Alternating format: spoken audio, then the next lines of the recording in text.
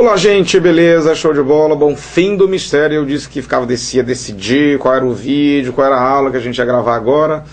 Pois bem, chegou o momento de outro tema longo, um tema que vai tirar muito tempo da gente. Mas ao mesmo tempo a gente vai pensar assim. Concordância verbal, que é o tema de hoje, dos próximos vídeos, é um tema que traz uma exigência grande em provas. Então, quando a gente pensa no tema concordância verbal, a gente pensa em 10% mínimo de qualquer organizadora. E aí não importa qual seja o seu concurso. Também penso que o tema concordância verbal e as aulas que nós vamos ter a partir de agora, elas têm uma repercussão no texto de vocês, ou seja, na redação. Eu estou sempre pensando na redação de vocês, porque, gente, já não sei se eu já falei isso, porque eu falo isso tudo quanto é canto, mas não sei se falei aqui a vocês já, mas não adianta estudar todas as regras de gramática, todos os direitos, todas as informáticas do mundo, todos os raciocínios lógicos, se você se dá mal na redação. Então, eu tenho sempre que estar alertando vocês com relação à produção escrita, tá certo?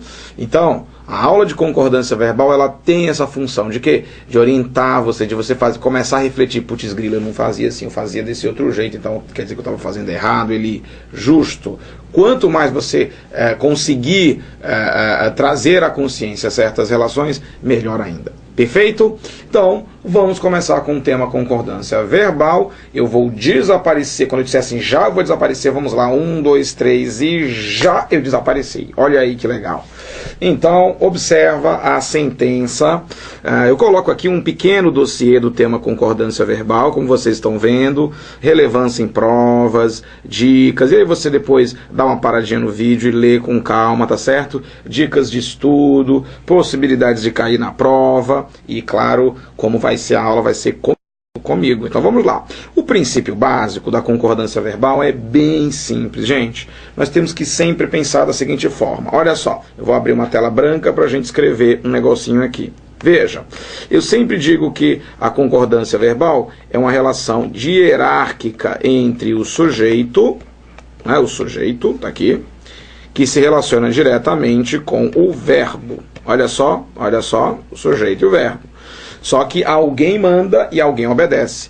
Eu sempre digo em sala de aula, olha só, quem é que manda? O sujeito. Quem é que obedece? O verbo. É que nem a relação homem e mulher. Vem cá aqui, vem cá comigo. Vocês concordam comigo que quem manda no homem é a mulher? Vocês concordam comigo? A rapaziada aí vai queimar ruim, relaxa. Professor, eu sou mandado pela minha mulher? Somos mandados, reconheçamos. Somos mandados pelas nossas mamães, depois pelas nossas irmãzinhas mais velhas, não é verdade? Depois pelas namoradinhas do colégio, lá pelas 7, 8 anos, aquelas que puxavam a camisa da gente, puxavam o cabelo, não era legal, nada. Aí depois pelas namoradas, enfim, namoradas, esposas, amantes, o que seja. E há aqueles até que são mandados pelas sogras. Aí é uma azar do cão, não desejo só você não. Mas se você é mandado pela sua sogra, tadinho de você. O fato é o seguinte, a minha analogia não é apenas uma brincadeira. O que eu quero dizer a vocês é que, do mesmo jeito que a mulher é complexa, misteriosa, toda, a gente pensa que a mulher pensa de um jeito, ela vai pensar de um jeito completamente diferente, né? A gente está pensando que ela está ali, ela está acolá. Enfim, essa não previsibilidade da mulher, essa complexidade dela, faz com que nós tenhamos o seguinte, o sujeito é do mesmo jeito, o sujeito é complexo, é imprevisível, é cheio de milindres, a gente pensa que aquilo ali é o sujeito, pimba, não é, o sujeito é outra coisa. Então, o sujeito é um elemento de grande importância que a gente só entende concordância, gente, se a gente souber entender o sujeito. É como se você, eu quero me dar bem com a minha namorada. Então você tem que entendê-la, não é verdade? Se você não entendê-la, você não vai se dar bem com ela, você vai viver brigando, ciumado, etc, etc. Fechou? Show de bola? Então vamos fazer uma coisa. Vamos começar a entender esta entidade sujeito. Tá legal? Começaremos dos sujeitos mais simples, sujeitos mais tranquilos, e aí nós vamos evoluindo para aqueles mais invocados, mais raros, mais complicadinhos. Certo? Beleza? Então eu vou desaparecer agora. Aquele negócio que deu certo, ficou assim. Quando eu fiz assim, fechou. Vamos ver se está certo de novo. Vamos lá. Eu vou desaparecer agora. 1, 2 e já! Ih, vai deu, né? Show de bola. Vamos lá. Sujeito, e verbo. Vamos voltar lá. Quando a gente volta, gente, a ideia do princípio fundamental é a seguinte, é você sempre pensar né, como a gente dizia agora há pouco, na relação de aquele que manda e aquele que obedece. Então a gente vai descer aqui, os sujeitos são sempre representados por essas pessoas, né, o eu, tu, o ele, o ela, o nós, os vós, o eles e o elas. Beleza? Sabendo disto, a minha proposta é que você sempre procure achar o núcleo do sujeito dos textos. Se nós não fizermos isso, nós vamos ter dificuldades, tá certo? Vamos começar pelos sujeitos mais tranquilos. No caso aqui, sujeito composto, tá legal? Então vem cá comigo, sujeito composto. Olha só, o primeiro caso aqui. Veja, a teoria vai dizer o seguinte: quando o sujeito composto vier anteposto ao verbo, o verbo irá para o plural. É verdade, essa regra aqui faz todo sentido. Vamos ver como é que seria na prática. Olha só, vejamos o exemplo que nós temos aqui. Eu vou só descer um pouquinho aqui, só fazer um negocinho. Quero descer aqui, pronto, vou descer aqui, ó, só para ficar mais interessante a nossa análise aqui. Pronto, foi. Vem comigo. Então o que é que acontece? As ações da Petrobras e a cotação do dólar caíram. Eli, pelo que você está dizendo aí, isso daqui tudo é o nosso sujeito justo. Sabe qual é o nosso propósito? Achar sempre os núcleos, gente. Se comunique sempre com os núcleos. Ações e cotação são os núcleos. Então o verbo, ele concorda sempre com o somatório dos núcleos. Professor, eu ouvi falar de uma história que eu posso concordar com o núcleo mais próximo. Eita, pau, isso é verdade, faz sentido. Vem cá comigo. Vou abrir mais outra tela. Vocês já ouviram falar um negócio chamado ordem direta, não já? Ordem direta. O que é isso ali? Vamos ver aqui. A ordem direta, gente, é aquela sequência, ó, sujeito mais verbo mais complemento. Quando nós tivermos, vem aqui comigo, eu quero ficar pequenininho, quero que você veja esta imagem. Pronto, perfeito, é assim mesmo. Olha só, quando nós tivermos nesta ordem aqui, que vocês estão vendo aqui, sujeito, depois verbo, depois complemento, você nunca vai poder pensar em concordar com o núcleo mais próximo. Na verdade, essa ideia de concordar com o núcleo mais próximo, ela só vai dar certo se nós tivermos ordem inversa. Então, naquele exemplo que a gente analisava agora há pouco, caíram as ações da Petrobras e a cotação do dólar, jamais nós poderíamos colocar o verbo no plural. Tipo, vamos ver lá um exemplo, eu vou desaparecer, foi, já era, olha só. Eu jamais poderia dizer, por exemplo, caiu em vez de caíram aqui, porque ele não poderia concordar só com a cotação do dólar? Justamente não. Por quê? Porque nós temos a sequência. Primeiro vem o sujeito, depois vem o verbo. Se primeiro viesse o verbo e depois o sujeito, aí rolava. Do jeito que está aqui, tchau, não funciona. Perfeito? O mesmo exemplo aqui, ó, leitura, trabalho e planejamento. Os três núcleos aqui, ó, pareciam convenientes àquele novo governo, tá certo? Convenientes àquele, só separar aqui, aquele novo governo. Então veja que nós não teremos aqui a chance de pegar o parecer e colocá-lo no singular para concordar com o planejamento, que é o núcleo mais próximo. Essa ideia de proximidade só na ordem inversa, fechou? Beleza, show de bola, show de bola. Então, por exemplo, ali, vamos fazer uma coisinha aqui, já vamos jogar fora este caiu aqui, sim, vamos jogar fora o caiu, tipo, você está errado. E se por um acaso a banca CESP, por exemplo, tentar induzir você a esse raciocínio, rejeite de imediato, fechou? Beleza, vamos dar uma limpada nisso. E vamos descer um pouquinho aqui, olha só, o segundo caso de sujeito composto, interessantíssimo esse segundo caso, sabe por quê? Porque ele vai parecer uma espécie de variação do que a gente acabava de dizer. Olha só, o que é que nós vamos ter? Vem aqui comigo. Quem manda no homem, quem é? Não é a mulher, não é verdade? Quem manda no verbo é o sujeito. Só que às vezes, quando a mulher está brigada com o namorado, com o marido, que seja, e chega lá e diz assim: minha filha, diga lá ao seu pai que ele não vai ver nenhum, que ele vai ficar em casa lavando os pratos e arrumando a cozinha, porque tá uma bagunça lá. Aí a filhinha vai lá: papai, mamãe diz que o senhor não vai ver futebol hoje, coisa não, que você vai ficar arrumando a cozinha. E aí o marido vai e diz: tá certo, eu vou ficar aqui. Pergunte a ela se eu posso deixar os pratos escorrendo aqui, ou se eu tenho que enxugar tudinho com pano. A menina vai lá e pergunta: mamãe, você tem que enxugar tudinho com pano. Pois é. Faz assim, não faz? Os homens não fazem assim, não obedecem as mulheres, né? Mas tá vendo? Os homens são bonzinhos, né? As mulheres ficam reclamando. Pois é. Ele, o que é isso? Tem nada a ver com a regra. Tem sim. Existe uma palavra que fica no lugar do sujeito. Existe uma tal palavrinha, que a gente vai chamar de palavra resumidora, que ela é como se fosse uma procuradora do sujeito. Como assim ali? Em vez do sujeito dar ordem, o sujeito faz como a mãe que a gente brincava agora. Minha filha vai lá e diga ao seu pai que ele não vai ver futebol hoje. Entende? O nome dessa palavrinha, os nomes delas, são várias. Vamos ver agora. Vamos lá? Foi, desapareci. Tudo, todos, nada, alguém ou ninguém. E não se limitam a essas apenas. Quaisquer palavras de tom indefinidos e que possam estabelecer resumos, elas irão estar dentro desse princípio aqui, ó. O verbo concordará com a palavra resumidora. Entendi. Vamos ver o exemplo, ó. Eu vou primeiro dar uma descida aqui, que eu quero ter mais espaço para trabalhar. Pronto, ficou show de bola. Leitura, trabalho, planejamento, nada parecia conveniente àquele novo governo. E ele, nada parecia conveniente àquele novo governo. A palavra nada o que é? Show de bola, é o que vamos agora desenhar. Vamos desenhar aqui, olha só.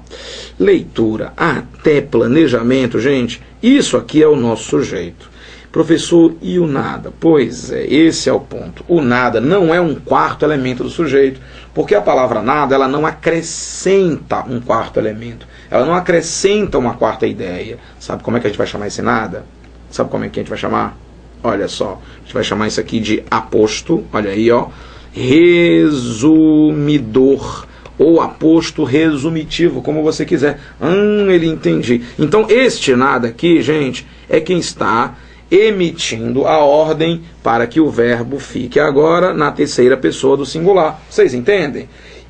Ele então quer dizer que o verbo está concordando com o núcleo mais próximo. Não, vem cá. Não. Se o CESP chega e diz assim, o CESP é o cão, né? O CESP adora fazer essas coisas, CESP, a FCC, a ESAF, né? Vai que a sua banca chega e diga assim, o verbo parecer, localizado na linha 19 do texto, encontra-se na terceira pessoa do singular, pois concorda com o núcleo mais próximo à palavra nada. Mentira. Nada não é o núcleo mais próximo, pois nada não é o quarto elemento do sujeito. Nada, como vimos, é um aposto resumitivo ou um aposto resumidor. Então o que está acontecendo? O verbo está recebendo a ordem deste aposto. Lembra do exemplo da meninazinha que chegava lá e dizia, papai, a mamãe disse que você não vai ver futebol hoje, não, você vai ficar lavando os pratos aí. Pois bem, a meninazinha lá é o nada.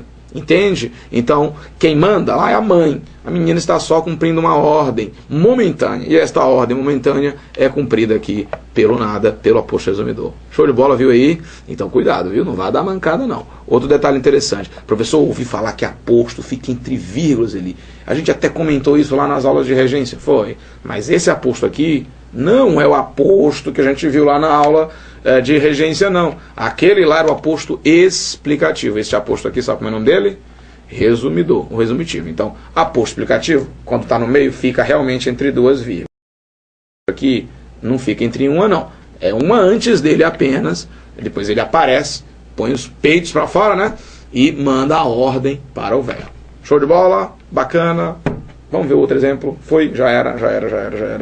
Motoristas, taxistas, caminhoneiros, todos queriam a greve, e como vocês estão vendo, o todos aqui é o nosso aposto resumidor, é ele quem está emitindo a ordem para o verbo ficar na terceira pessoa do plural, ou seja, senhoras e senhores, o sujeito vai de motoristas até caminhoneiros. Tá legal? Bacana?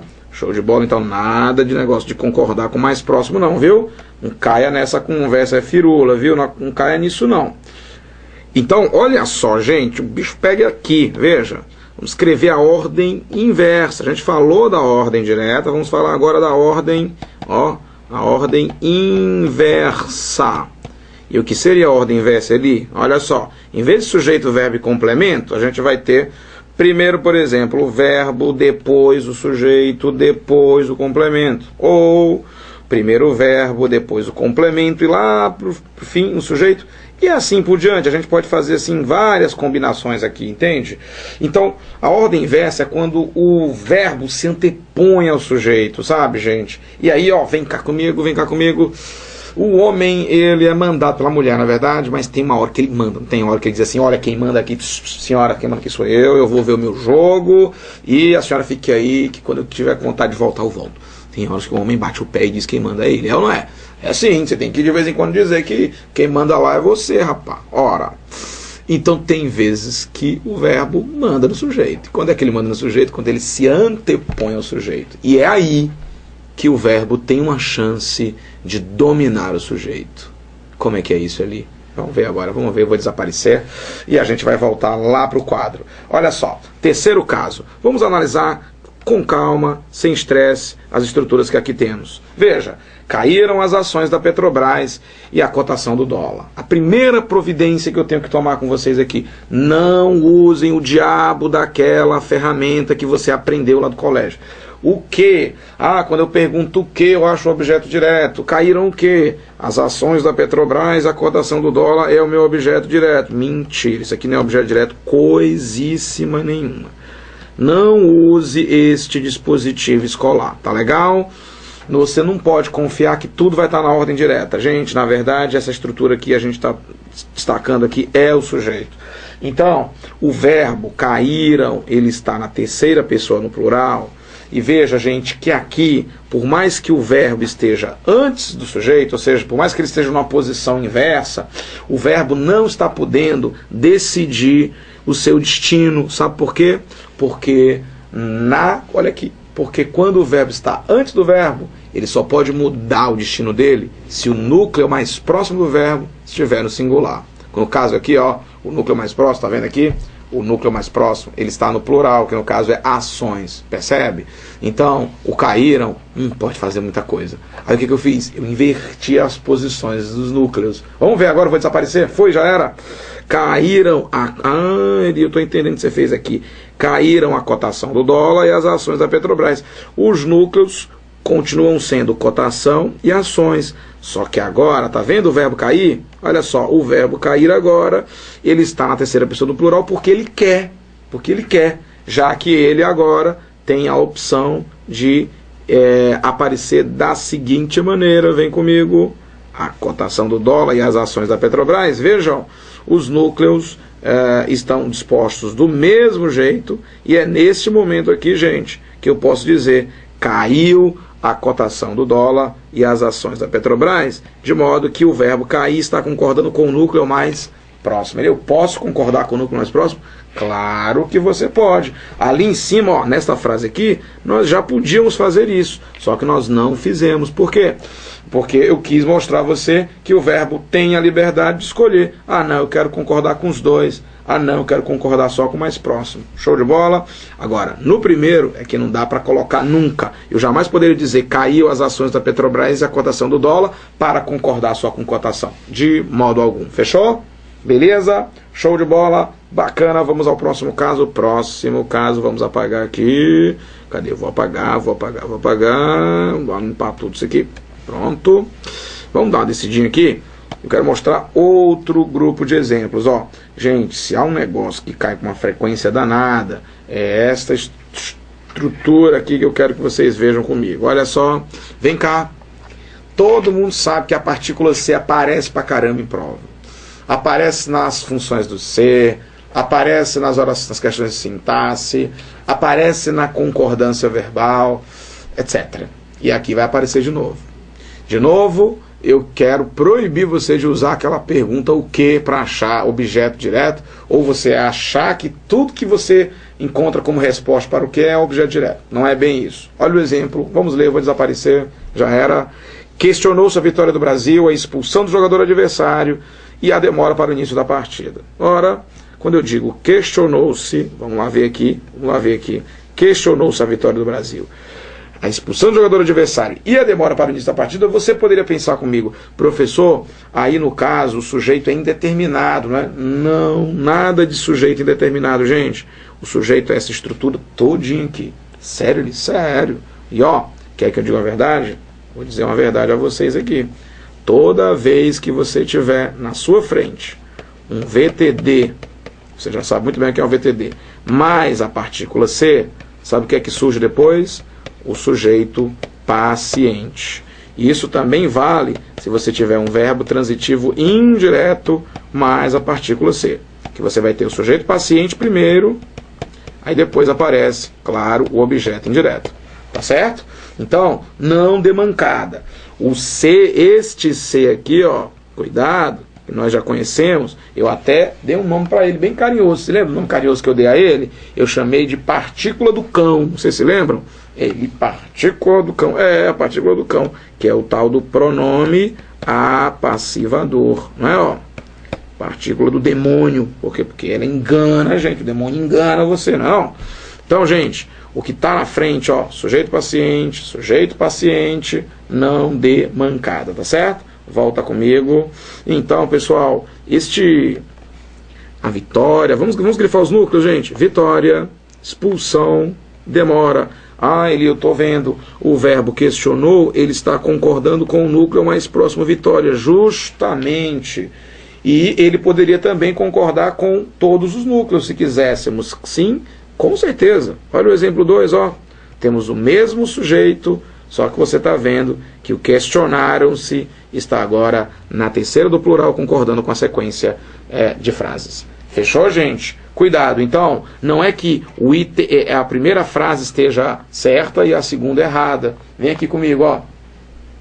Certas bancas podem muito bem colocar assim, no item A, por exemplo, o questionou-se a vitória do Brasil, e o item B, questionaram-se. Aí o candidato inexperiente fica, ah, meu Deus, uma das duas deve estar errada. Não, as duas estão corretas. Entende? Então, para você lidar bem com concordância verbal, você tem que ser flexível à regra. Entender que muitas vezes você vai ter duas maneiras corretas de dizer a estrutura verbal. Tá legal? Então, não necessariamente você vai ter só uma estrutura correta. Você pode ter duas.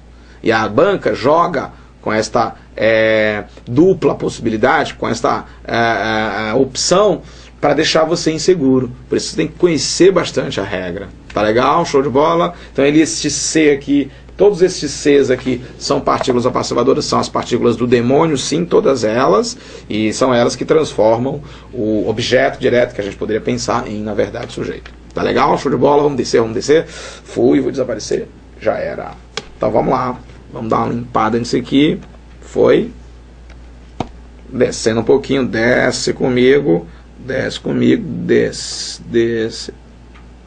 Pronto, show de bola, tá aí, ó. Olha, às vezes, às vezes, ele é composto pelo ou, né? Às vezes, a conjunção ou é quem vai compor o sujeito. E aí, vem pra cá comigo falar um negócio pra vocês. Se você quiser parar o vídeo e abrir uma gramática agora, você vai descobrir um negócio legal. A maioria das gramáticas traz o seguinte. Olha o que elas trazem. Elas dizem assim: quando o sujeito for composto pela conjunção ou, se a conjunção ou tiver valor de exclusão, o verbo fica no singular. Se o ou tiver valor de inclusão, o verbo fica no plural. Isso é 100%. Esse é o ponto. Na maioria das vezes sim. Na grande maioria das vezes sim. Mas 100% não é. Vamos ver primeiro quando a coisa funciona e depois quando a coisa não funciona. Tá certo? Então vem cá comigo, vou desaparecer. Fui. Observe, eu vou dar uma descida aqui nesse pronto, só para a gente poder discutir com um pouco mais de calma. Olha só, perfeito. Observa aqui comigo, gente. Brasil ou Argentina sediará o próximo congresso? Ora, quando você lê Brasil ou Argentina sediará o próximo congresso, o sujeito é composto, é ou não é? Está aqui como você está vendo. E observe um outro detalhe, o ou tem valor de que, gente? De exclusão. É como se disséssemos, um dos dois vai sediar o congresso. Fechou? Peixe ou camarão são ricos em ômega 3, ou seja, eu estou falando que um dos dois, não, os dois são ricos em ômega 3. É como se eu dissesse, ambos são ricos em ômega 3, né? Então o valor é de inclusão, daí o verbo fica no plural. Até então, tudo como manda o figurino. Pedro ou Antônio será o presidente do clube. Um dos dois vai presidir o clube. Ah, tudo bem. Exclusão. Show de bola. Laranja ou mamão fazem bem à saúde. Ou seja, ambos fazem bem à saúde. Valor de inclusão. Até então a regra está bonitinha. Só que pode aparecer um negócio deste que eu vou mostrar agora a vocês. é possível que nós tenhamos este, que eu coloquei até em vermelho para chamar bastante a atenção de vocês, que é o caso especial. Olha só, o caso especial diz o seguinte: petistas ou tucanos vencerão as eleições. Observe que o que nós temos aqui como sujeito é petistas ou tucanos. Até que se prove o contrário, petista é inimigo político de tucano e vice-versa. E aí o que acontece?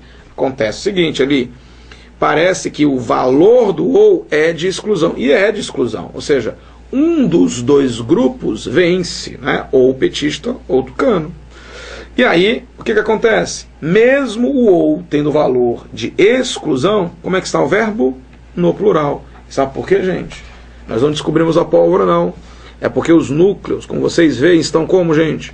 No plural. Olha só, vem aqui comigo. Se eu dissesse assim, ó, médicos ou professores devem receber aumento no final do ano. Médicos ou professores. Eu não estou dizendo que os dois vão receber. Estou dizendo que um dos dois grupos vai receber. Só que os dois grupos estão no plural, não é verdade? Médicos ou professores receberão aumento. Certo? Ora, mesmo ou estando indicando ideia de exclusão, o verbo vai para o plural. Então, não é bom confiar muito naquilo que as gramáticas dizem, porque eu já vi em prova coisas assim. Então você já está vacinado. Tá legal? Show de bola? Então, muito fácil, ou exclusivo, normalmente, verbo no singular, ou inclusivo, normalmente, verbo no plural, e aí as condições especiais nós já vimos também. Show de bola? Vamos ao próximo, agora vamos avançar aqui nesse programa agora. Vamos falar de um tipo de sujeito que cai pra caramba. A gente chama de sujeito partitivo. São aqueles sujeitos que indicam quantidade. Eu vou desaparecer para a gente mostrar tudo. Vamos lá. 1, 2 e já. Beleza. Vamos lá. Tá tudo arrumadinho aqui. Vamos descer um pouquinho. Peraí que eu dei uma pingada aqui. Pronto. Olha só. Perfeito. Olha o que eu escrevi. Quando o sujeito for um numeral ou indicar quantidade. Olha. Sejamos francos. Vamos entender isso aqui por uma ótica mais simples, né? Olha só, o que eu vou fazer aqui? Eu vou desenhar para vocês. Olha, tomara que não seja a hora da fome aí, viu, para vocês? Tomara que não seja a hora da fome. Eu vou desenhar aqui uma pizza. Ó, não ficou tão certinho assim, mas ficou bom. Vamos lá ver, ó. Pizza. Eu vou colocar aqui uma pizza. Professor, hoje é sábado, professor. Eu estou morrendo de fome, você fala de pizza. Pois é, então depois da aula você vai comer uma pizzazinha, que tal? Olha só. A ideia é a seguinte. Eu quero que você concorde comigo da seguinte maneira.